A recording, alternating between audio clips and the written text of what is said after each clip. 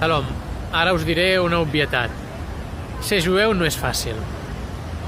Això ho podem ampliar o podem relativitzar dient ser una persona, encara que no siguis jueu, una persona gentil, tampoc és fàcil.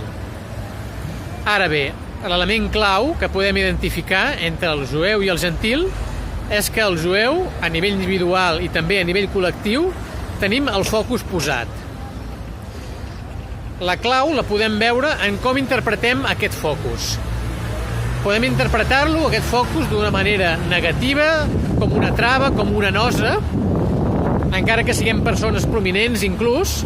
Una persona prominent interpreta aquest focus com un obstacle al qual ha de superar per poder donar èxit a nivell dels seus projectes individuals o als col·lectius en els quals pertany. O bé, podem interpretar aquest focus com el que realment és, segons ens ensenya, per exemple, el Salm 13. Aquest focus, en realitat, es tracta de la providència divina, que ens acompanya al llarg de les vides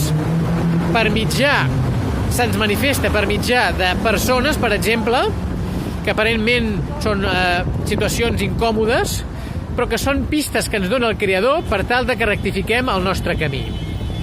De manera que, en realitat, aquest focus és l'esgahà del Creador, la supervisió del Creador, que ens acompanya per tal de que tinguem èxit en els nostres projectes.